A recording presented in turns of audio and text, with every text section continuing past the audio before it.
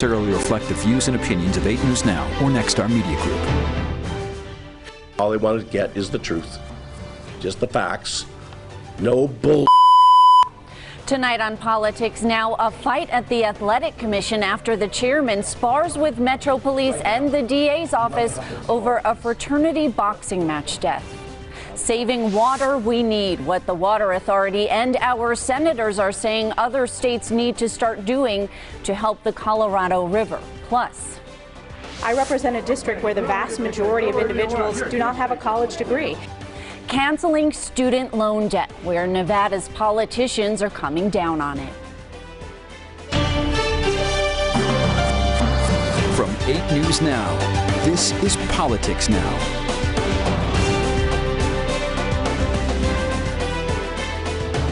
Thanks for joining us. I'm Vanessa Murphy. A tense exchange of words as the head of the Athletic Commission sparred with Metro and the DA's office over the investigation into a deadly fraternity boxing match. The Nevada Attorney General's office says Metro Police failed to investigate whether foul play was involved in the deadly fraternity boxing match.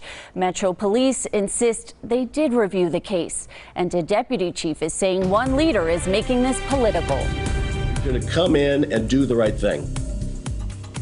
I'm asking you to answer binary questions, either yes or no. You represent Metro. You're here. We appreciate that very much. It doesn't seem like it. Nevada State Athletic Commission Chairman Stephen Klubeck addressing Metro Deputy Chief James LaRochelle after the release of this report.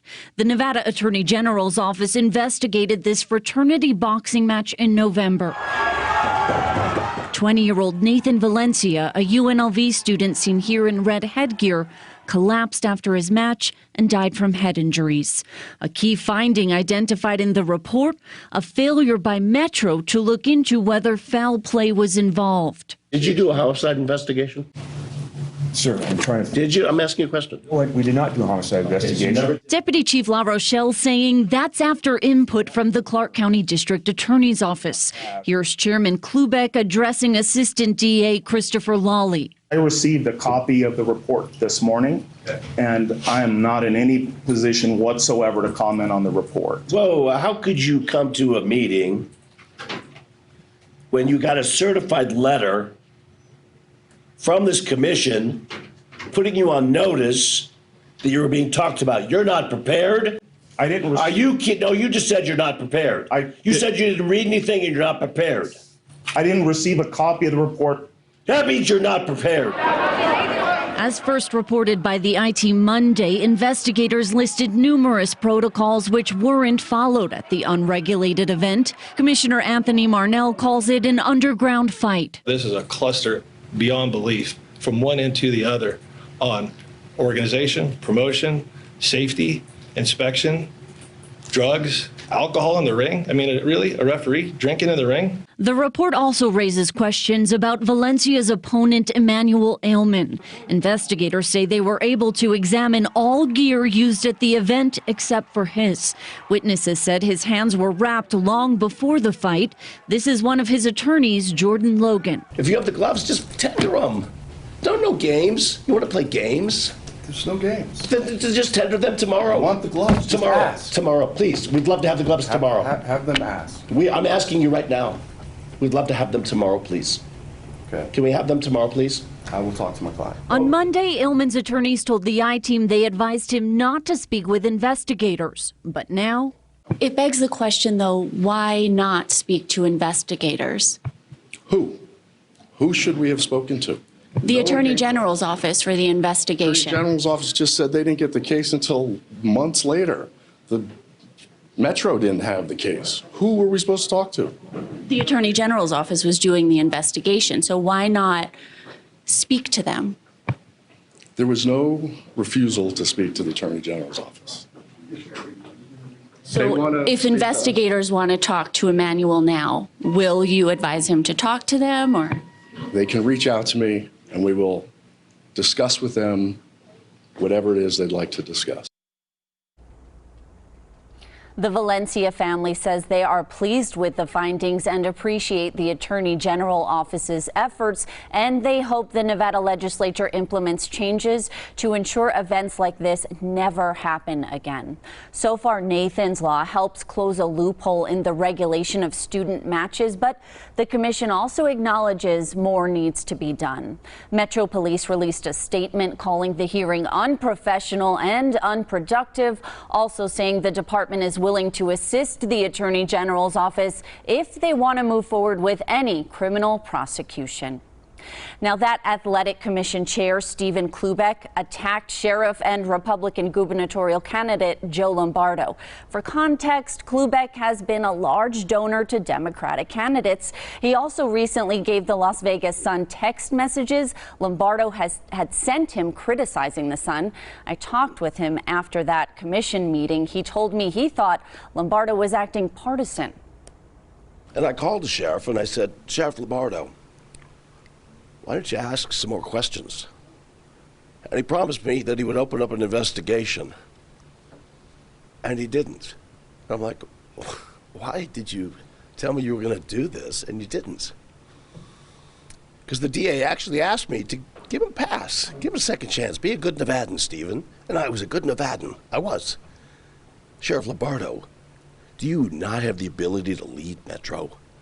Are you a leader at all? I don't know. This is not political. You're being political now, Sheriff Lombardo, because you shouldn't be a partisan running Metro. We know that. That's fact. What would you say to critics who say you are making this political, attacking the sheriff directly? Because the sheriff decided to run for governor and make it political. Ask him. Never before has the sheriff run for governor and become partisan. The sheriff's always been nonpartisan. He's now running an institution as a partisan. It's a nonpartisan job. I'm not saying that the sheriff's acting as a political. I hope he's not acting in a political manner. If you're saying that the sheriff's acting in a political manner, is that what you're saying? No. That's what you just said? I hope not. He's supposed to be nonpartisan. I hope that he can wear different hats, like when he goes on the campaign trail, he puts his little R hat on, and goes Trump, Trump, Trump, and, does that kind of nonsense. But then when he was running Metro, he puts on that nonpartisan hat, and he has a Chinese wall. I don't know, ask him. Ask him the tough questions. You're the reporters. You're the journalists. Do it. Do it. What's your job? Have you communicated with Governor Sisolak about the report and its findings? No. That's the Attorney General's job to do with the governor. No. Lombardo's spokesperson sent us a statement saying just like his boss and political godfather, Steve Sisolak, Stephen Klubeck is using his government position to do Sisolak's political bidding. While the Sisolak administration is the most corrupt in Nevada history, it is still disappointing to see these greasy pay-to-play antics seep into the Nevada Athletic Commission. He went on to say, frankly, it is an embarrassment to our state. You can watch more of that interview and responses to it at 8newsnow.com. Now, 8 News Now continues to tackle the issue of our state's drought crisis. This week, Nevada Senator Catherine Cortez Masto and the head of the Water Authority asked the other states on the river to step up and do their part. Christian Cazadis has the story. All Colorado River states to take the actions that Nevada has already undertaken to conserve water. An urgent plea from Nevada Senator Catherine Cortez Masto on the drought crisis, as she is pushing billions of dollars in aid from the Inflation Reduction Act to fight the uphill battle. I am calling for significantly stronger federal action from this administration to ensure all states are fairly contributing to water conservation along the Colorado River. The Department of Interior recently announced our state will face an 8% cut in its annual water allocation from the Colorado River for next year. Nevada has already been taking steep measures to protect our water, according to the Southern Nevada Water Authority. It's not easy. Our local elected officials have been taking some very tough votes on golf course budgets, on limiting pool sizes, but it's working. This year alone, calendar year to date, January 1 to today, our community has removed 5 million square feet of turf. It's measures like these, the senator says, are the blueprint other states need to follow. She wants the federal government to take a stronger role by recognizing them and implementing them. Extra measures are also being taken for patrol enforcement. In the future, we're going to be activating our automated meter infrastructure very soon, and then we're going to be able to see in real time when someone's watering the wrong day of the week, when they're watering the wrong time of day, and AI can actually start to generate those fee notifications. Christian Cáceres, 8 News Now. Her Republican opponent for Senate, Adam Laxalt, sent us a statement on the drought saying, Nevadans have sounded the alarm about water problems for years, but we need a senator willing to prioritize long-term solutions that take an all-of-the-above approach, including desalination in California and Arizona. Senator Cortez Masto should have demanded real change in exchange for her vote on any number of Democrat spending bills, but instead she's scrambling with a last-minute election year effort to cover her tracks. The shrinking Colorado River isn't only an election issue in Nevada, it's also an issue in the other 6 states along the river. During a water symposium in Colorado, Republican Senate candidate Joe O'Dea criticized California, Nevada, and Arizona, saying we need to step up and accusing us of overusing our allotment. Nevada uses less than its allotment every year. Meanwhile, Colorado is the second largest water user on the river after California. They use 23% of the river's water, with about 2/3 of that on agriculture. Nevada uses less than 2%.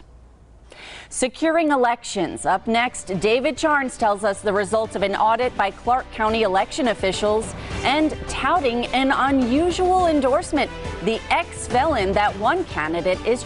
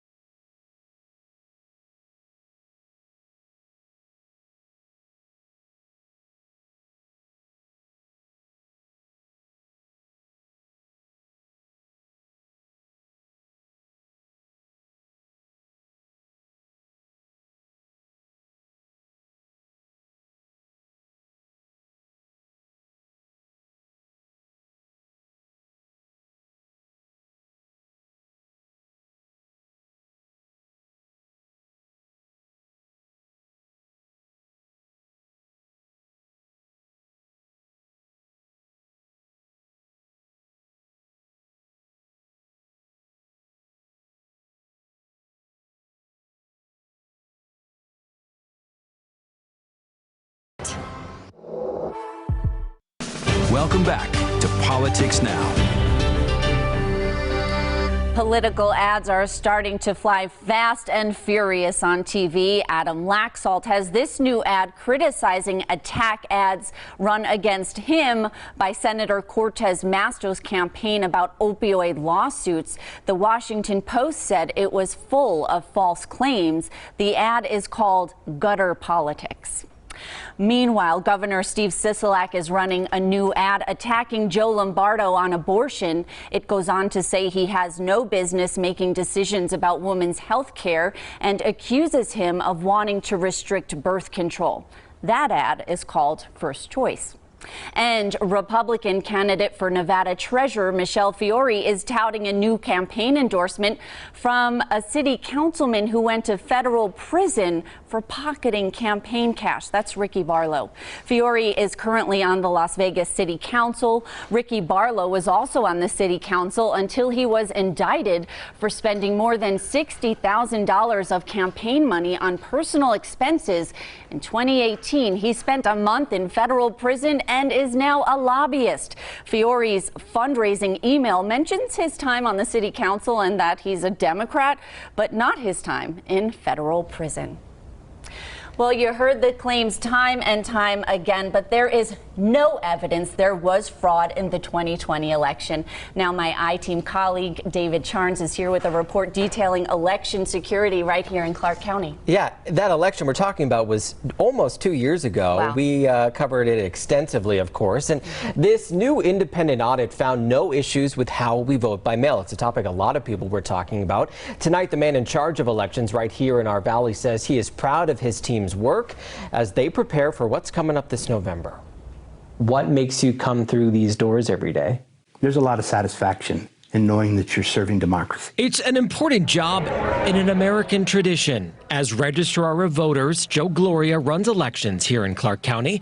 It's a job he's held since 2013. Nevada and Clark County have created this crisis. But nothing prepared him for what he would face in 2020. The challenges were tremendous without dealing with what we had to deal with in the general election, with the questioning of the integrity of what we do.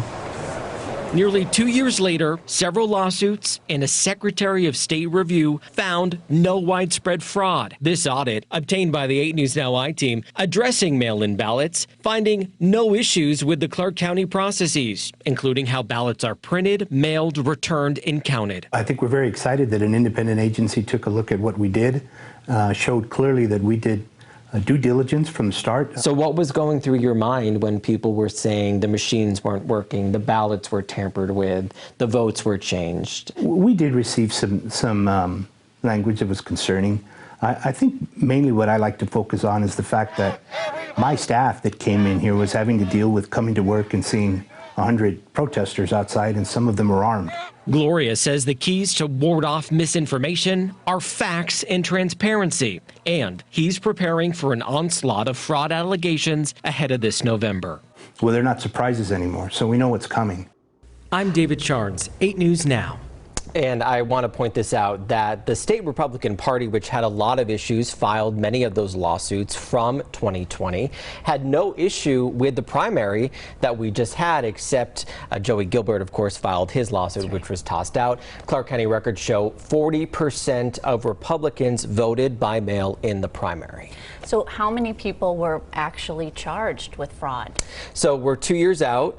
Still can't believe it, but so far prosecutors have charged just one person with voter fraud for the 2020 election. That person first said somebody mailed in his deceased wife's ballot, a story we covered, and then he ended up fessing up that it was actually him all along. That's right. You first interviewed him. We did talk to him, yeah. Now, what about all these election lawsuits? Well, judges, both on the state side and the federal side, rejected all those claims, all the evidence that they said, and that's also what happened in the Joey Gilbert lawsuit just a couple weeks ago. Remember, one federal lawsuit cited thousands of instances where Republicans said people who no longer lived here voted. Remember, we covered those press conferences.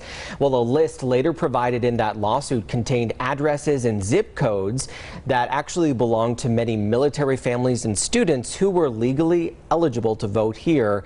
And after 2 years of this, the claims just don't add up, and the audit found nothing wrong with how Clark County is doing this. Okay, thank you for your coverage. These stories always get a lot of feedback. Yeah, very interesting, because we all vote, right? That's right. That's right. Thank you.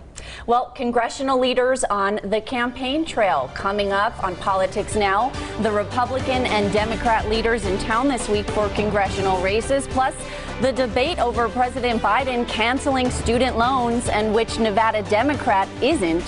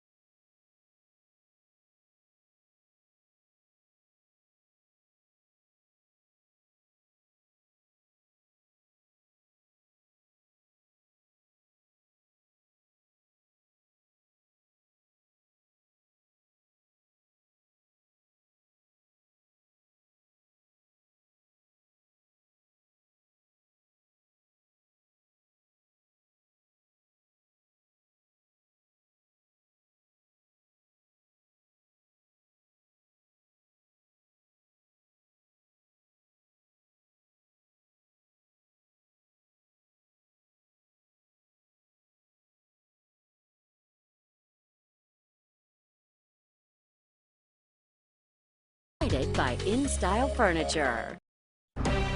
House Minority Leader Kevin McCarthy was in town this week campaigning for two Republican congressional candidates, Mark Robertson and Sam Peters. The event focused on hearing military veterans' concerns.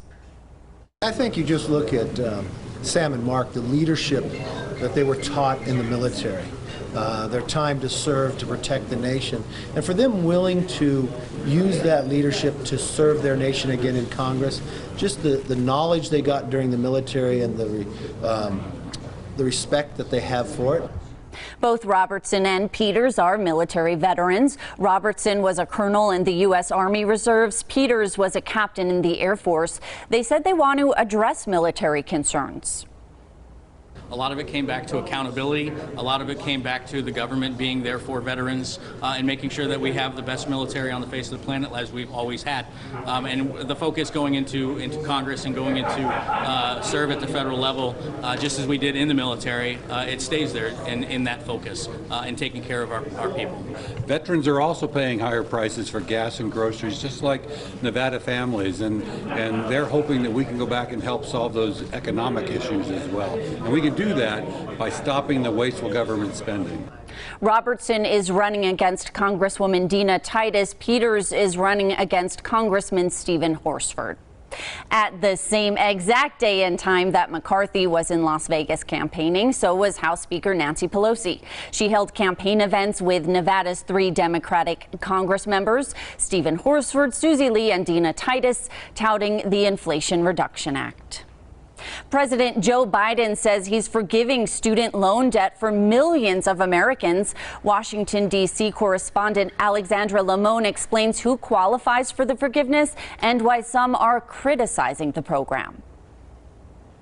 President Biden announced an unprecedented plan to erase up to $10,000 in student loan debt per borrower and up to $20,000 in forgiveness for Pell Grant recipients. People can finally crawl out from under that mountain of debt to get on top of their rent and their utilities, to finally think about buying a home or starting a family or starting a business. Secretary of Education Miguel Cardona says income caps of $125,000 for individuals and $250,000 for married couples and heads of household will ensure the relief is targeted. What we're doing is targeting it to those who were impacted the most by the pandemic to address inequities that were made worse by the pandemic. The plan applies only to those who already have debt, not to new borrowers. President Biden said student loan repayments will also be paused one final time through December 31st. And when payments do restart, they'll be capped at 5% of the borrower's monthly income. But Republicans like New York Congresswoman Elise Stefanik sharply criticized the plan. I represent a district where the vast majority of individuals do not have a college degree, and their taxpayer dollars are going to bail out the richest people. Economists estimate that forgiving these student loans will cost the U.S. at least $300 billion. But the Biden administration says the cost will depend on how many people apply. We'll be right back.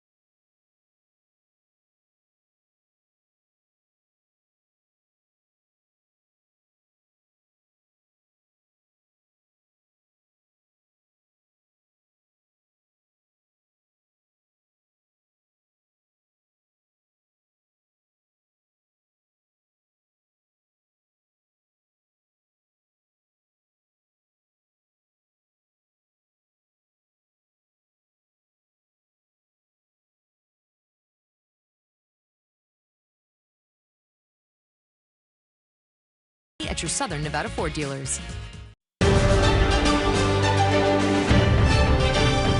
Nevada has a brand new U.S. attorney. It's former Nevada Assembly Speaker Jason Frierson. Frierson says he's humbled to be nominated and looks forward to preserving justice in our communities. In addition to other legal priorities across our state, he says he wants to tackle human trafficking and the fentanyl crisis.